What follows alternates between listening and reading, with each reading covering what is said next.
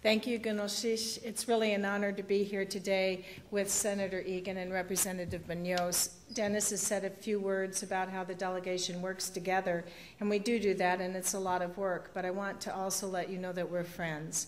And it's a great friendship and a great opportunity to work with each other to do good for you and for Alaska. So thank you for letting us all serve you.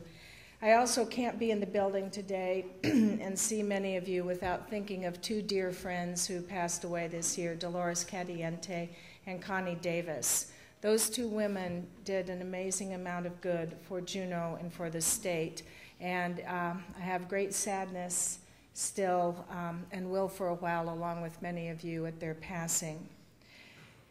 We met, as Kathy said, before we spoke today and decided to split up topics.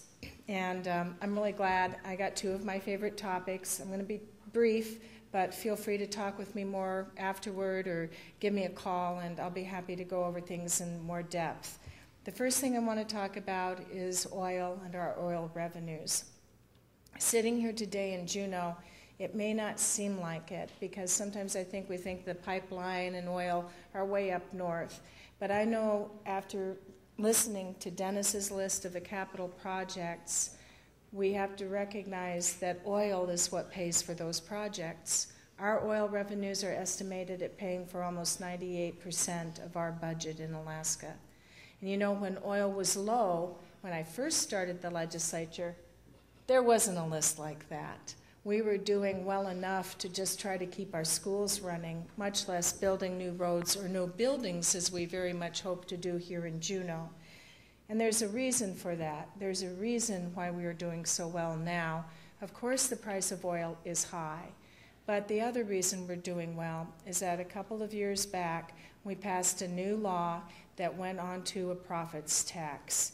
And you know, I got dragged kicking and screaming to that profits tax because I really thought we should stay on a gross to look at the whole thing. But right now I feel very thankful that I went along because, as you know, profits in the oil industry are at record highs. When their profits are high, our profits go along with them. And that's important because, you know, Alaska owns that oil. We're not like other states where individuals or companies own the oil, own the mineral. When we became a state, that was something we fought for. That was something many of you fought for, is to have the right to control our own destiny and our own wealth. So in the House Democratic Caucus, which I'm really honored to be the leader of this year, we've got a goal, and that is to use Alaska's resources, our non-renewable resources today, to create opportunities for tomorrow. And the opportunities include the capital budget that Dennis just spoke of, but it also includes saving in the permanent fund, a strong education system, which Kathy's going to speak about, and hospitals, roads, everything that can bring us to the future, good jobs, keeping our kids in Alaska and educating them well. Without a good, strong oil tax, we can join the rest of the country in a recession. And I personally, and I want to be careful about this because although we work together, we do have our own personal views on certain things, and this one is mine. I personally disagree with the governor and with his idea of cutting our oil tax. There is no reason to cut that tax. The oil companies have not shown us a good cause for cutting it. And in fact, while you might think that if we cut the tax, production levels would rise, it doesn't work that way. We had almost a zero tax on the Kuparuk field a couple of years back, and guess what? Production didn't go up. It didn't matter. So we have to be very careful when we look at this tax, and that's really what I'm asking. I'm asking that we take our time, that we do things that make sense, and that we don't overreact, because it's our resource, we deserve our fair share, and we can't give away our future. So that's it on oil. You'll hear a lot more about it. The second topic I want to talk about is coastal zone management. I want to thank all of you and the rest of the 34,000 Alaskans who signed the petition in record time during horrible weather to get our coastal zone management program back in Alaska. You know, we've had the program for over 30 years. It is the only program that gives Alaskans a direct say, an absolute right to tell the federal government what it can and can't do in our coastal zone. It's also the only program that coordinates permits that are needed. Right now in Kodiak, there's an important public project that's being built by a contractor that cannot go forward because 2 federal agencies can't agree.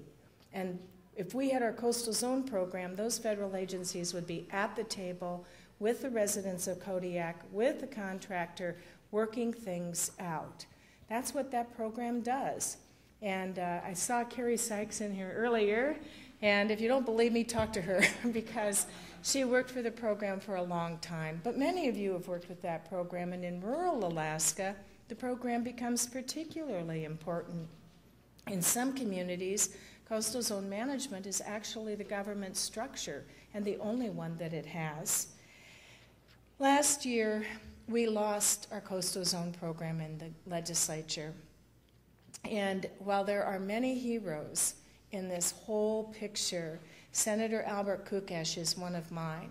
If he wasn't before the last night of the conference committee, when we had an awful meltdown about how we were going to balance local knowledge, the knowledge that you all have brought down from generations, how we were going to balance that against so-called scientific knowledge, which was actually literally just, maybe a student out in the field who'd never been in Alaska taking a picture or writing a note. And I want to tell you, you can be proud of Albert because Albert stood up and said what it was.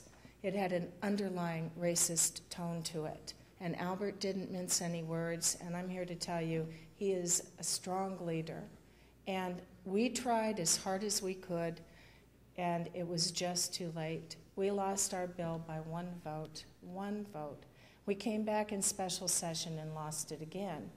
But coastal zone management isn't about Albert. It's not about me. It's not about Mayor Bruce Patella, who's another leader, another unbelievable person that took up this, fight to say, no, we can't lose this program. It's really about the 34,000 Alaskans who came out and said, we want our program back. And you can be very, very proud of that. So there are many other concerns. Kathy's going to talk about one that's really near and dear to all of us, and that is our education system. And also I just want to mention that energy costs, the oil issue, it's all very important to us in the legislature. But I know I speak for the whole delegation in saying, feel free to talk to any one of us. We share, we work together, and we're here because of you. So thank you very much.